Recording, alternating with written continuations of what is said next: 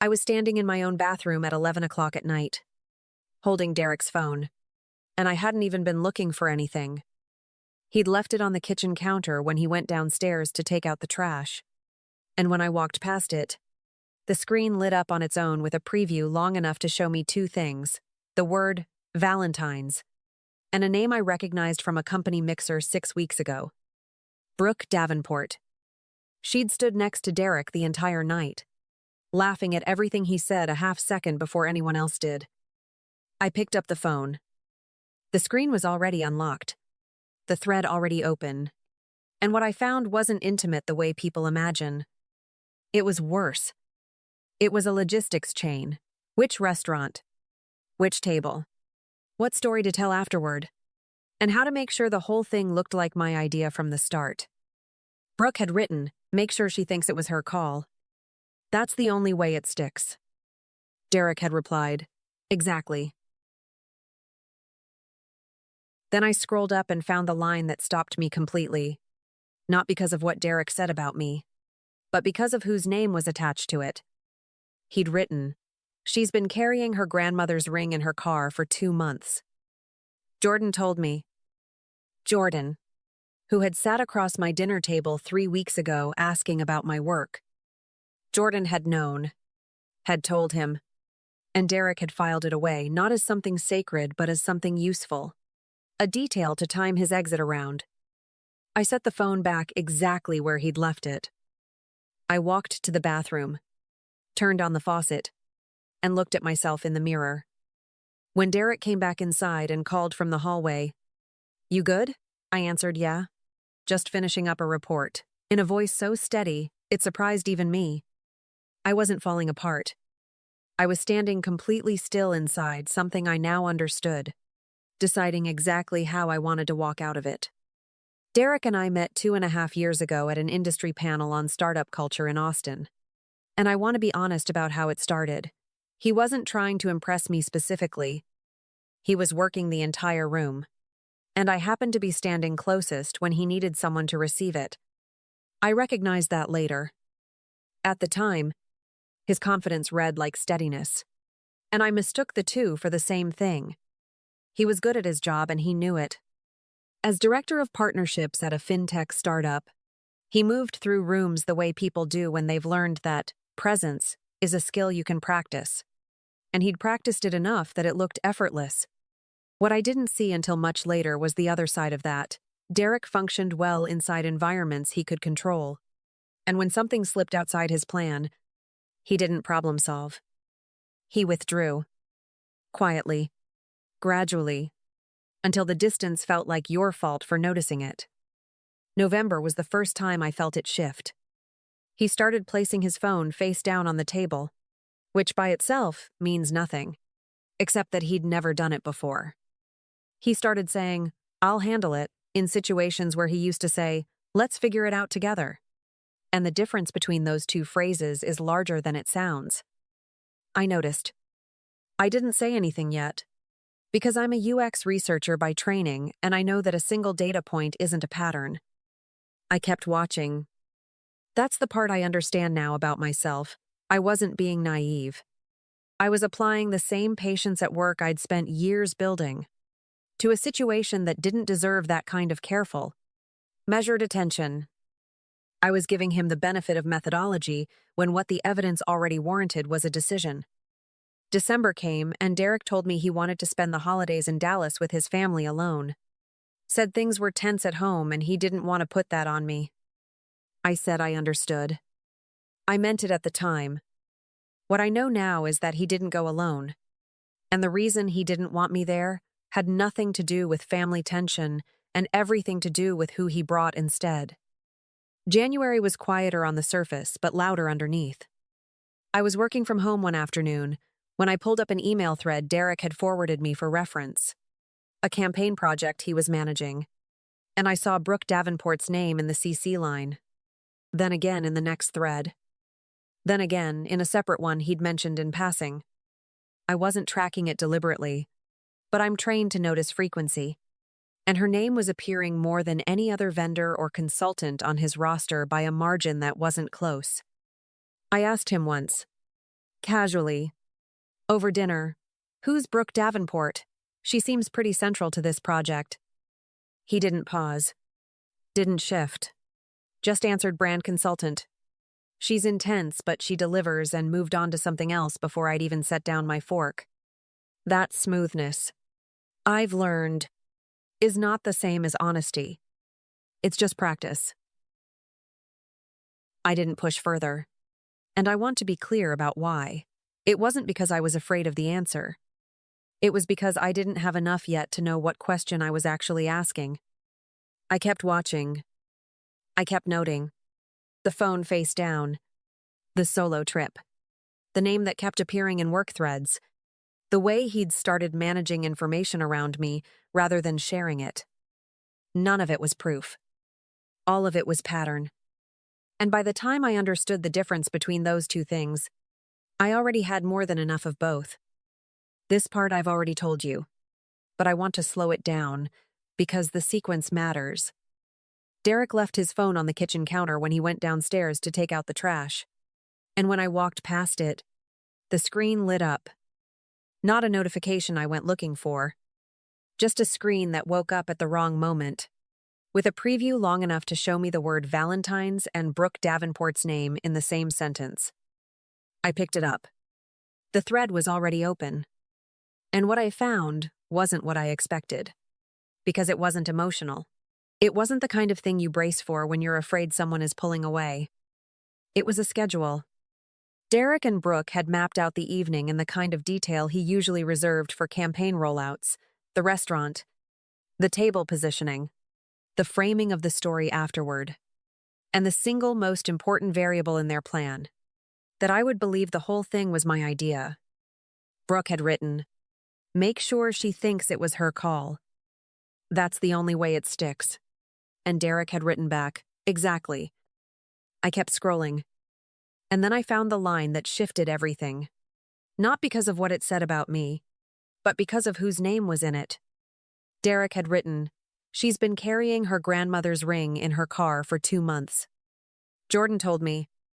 Jordan, who had eaten at our table, who had laughed at my stories, who had sat across from me and known exactly what Derek was building toward, and said nothing.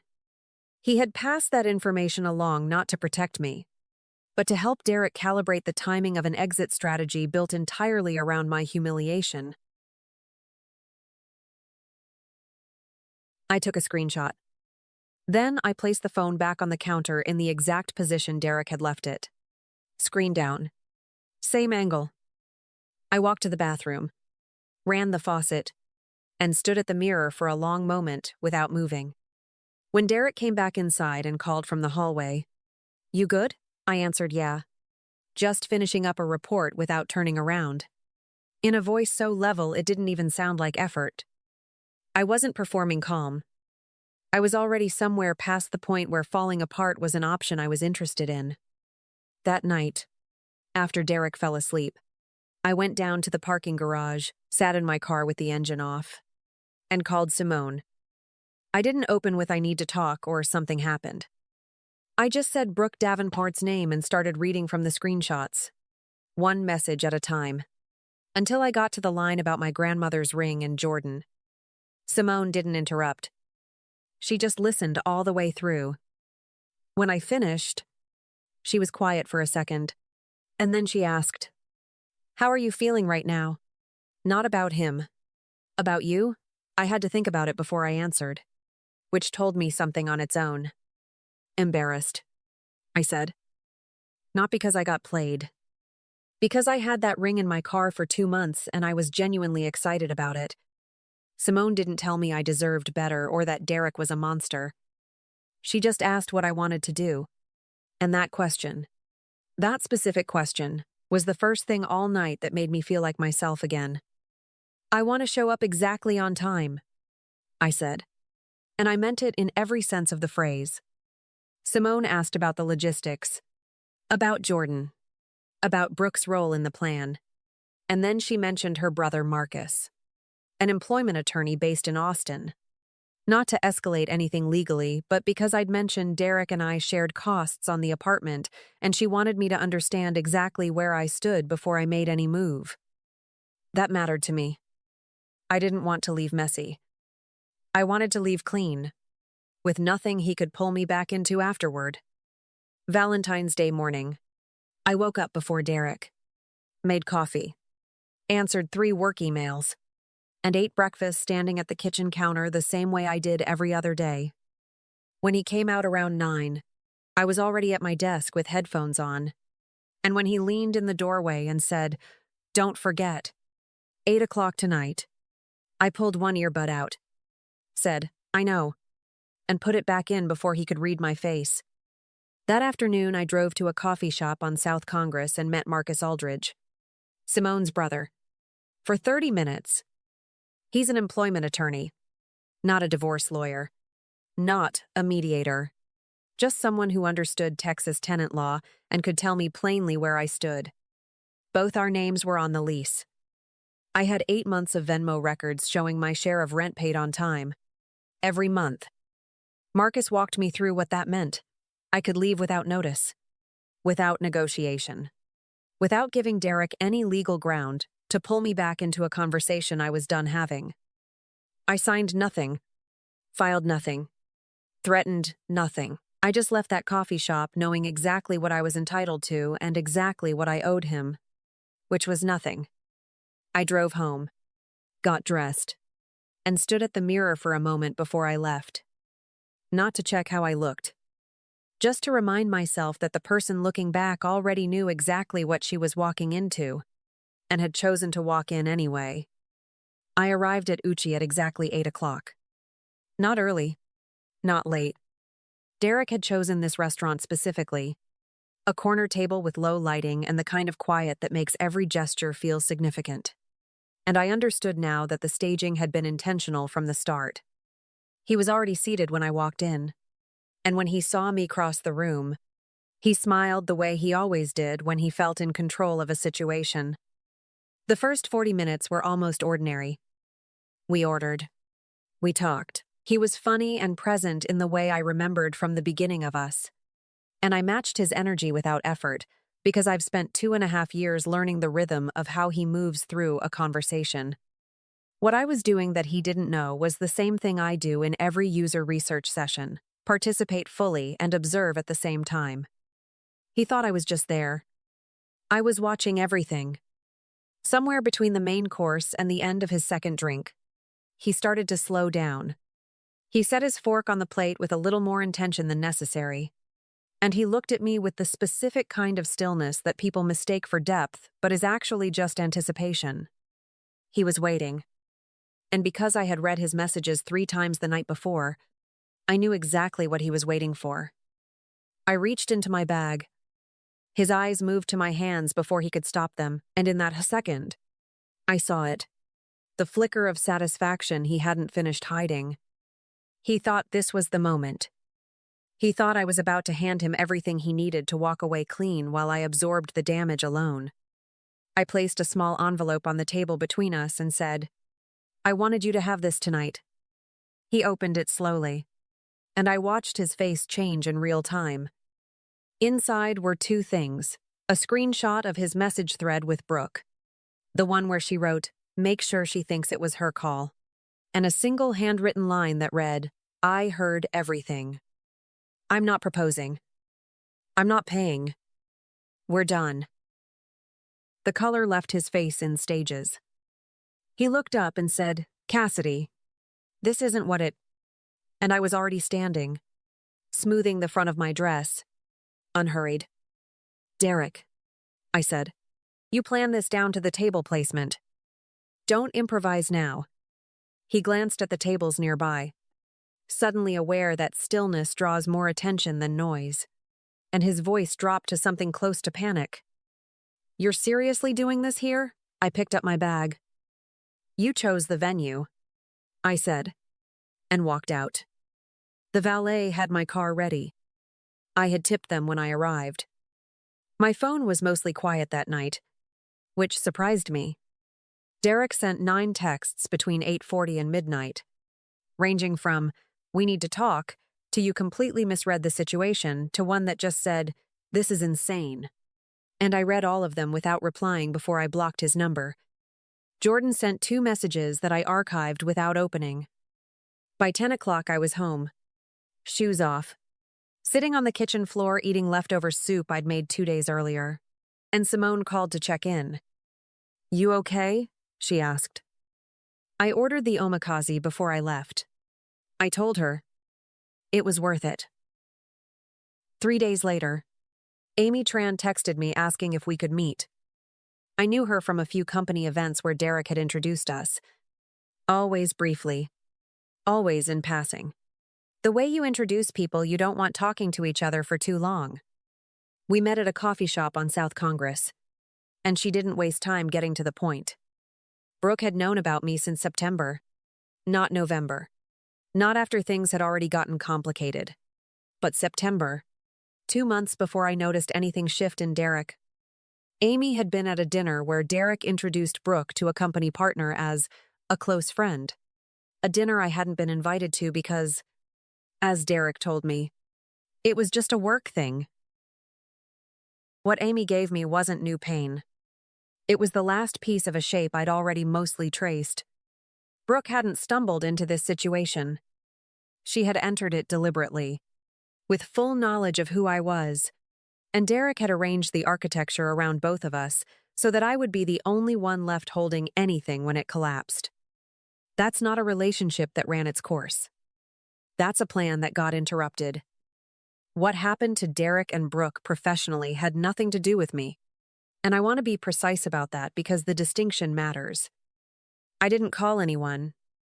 I didn't file anything. I didn't send the screenshots to his company, or post anything publicly, or ask Simone to use her position at the magazine to shape a narrative. I left the restaurant, blocked his number, and started looking for a new apartment. Everything that followed came from a paper trail that already existed before I walked out of Uchi. Derek's company had a vendor relationship policy that required disclosure when a personal relationship existed between an internal employee and an outside contractor. Brooke was a freelance brand strategist being paid through Derek's department, and Derek was the person approving her invoices. A colleague, not Amy, not anyone connected to me, raised a concern internally after the Valentine's Day situation became known within his professional circle, the way things always do in a city like Austin, where industries overlap and people talk. HR opened a review. Derek was removed from vendor oversight, demoted from his director title, and resigned 3 weeks later rather than go through the rest of the process. Brooke lost 2 active contracts tied to that company during the vendor relationship freeze and didn't recover either of them. I found out through Simone, not because I was tracking it, but because she mentioned it the same way you'd mention weather. The behavior had always carried the consequence inside it. It just needed enough light to become visible. I moved into a smaller apartment in East Austin at the end of February, and the first thing I noticed was how quiet mornings felt when they belonged entirely to me. I started walking to Barton Springs before work, not because anyone suggested it, but because I went once on a Saturday and realized my body had been waiting for that kind of unhurried air without me knowing it. Some things you don't know you've been missing until you stop managing around someone else's schedule long enough to find them. I started therapy in March, not because I was in crisis, but because I wanted to understand something specific, why I had stayed patient with a pattern that had been readable for months. My therapist asked me early on what I'd learned about what I was willing to accept, and I didn't answer right away because the honest answer took a week to fully form. What I came back with wasn't about Derek. It was about myself, about the way I had been reading his silence as respect for space and his absence as the cost of loving someone driven, when what I was actually doing was translating his withdrawal into language that made it bearable for me to stay. I drove up to Portland last month to see my mother and told her everything over dinner at her kitchen table. She didn't offer analysis or tell me I'd dodged a bullet. She just held my hand across the table and said, "The ring has been waiting 40 years. It can wait a little longer for the right person. The ring is in her safe now." I don't need to carry the question anymore. 6 weeks after Valentine's Day, I ran into Derek at the H-E-B on Lamar. He was standing in the produce section holding a bag of cherry tomatoes, not looking at anything in particular. Just standing there the way people do when they've lost the thread of why they came. He looked different without the version of himself he used to wear in public. Not worse, exactly. Just smaller. Like a person who had been performing confidence for so long that without an audience, he wasn't sure what to do with his hands. He saw me at the same moment I saw him. And for 1 second, neither of us moved. He opened his mouth, and I gave him a single nod. The kind you give someone you used to know well enough that ignoring them entirely would feel performative, but not well enough anymore to owe them anything beyond that. Then I turned back toward the herb section, picked up a bunch of fresh basil, and kept moving down my list. There was no sharp feeling, no satisfaction, no leftover grief pulling at the edges of the moment. He was just a person I used to know, standing in a grocery store on a Tuesday afternoon, and I had basil to buy and an entire evening ahead of me that belonged to no one but myself. A few weeks after the H-E-B, I cooked dinner on a Thursday night for no reason other than I wanted to. Pasta. The kind that takes time. With fresh basil I'd picked up that same afternoon. And Simone was sitting across the kitchen table, telling me about an assignment she'd just finished while the window was open, and the March air came through in that particular Austin way that feels like the city finally exhaling after winter. Nothing about that evening was significant. That was exactly the point. I used to think love meant finding someone who made you feel safe. What I understand now is that it also means finding someone who never asks you to make yourself smaller so their plan has room to work. That's not a high standard. That's just the minimum. And knowing the difference between those two things, finally, clearly, without apology, is the thing I came out of this carrying that I didn't have before. Thank you for staying with this story all the way to the end. Some of what I shared here lives closer to my own life than I usually let on. And I don't take it lightly that you listened. If any part of this felt familiar, I hope it also felt like permission. There's something quieter waiting on the other side of the hard thing. And it's worth walking toward. I'll see you in the next one.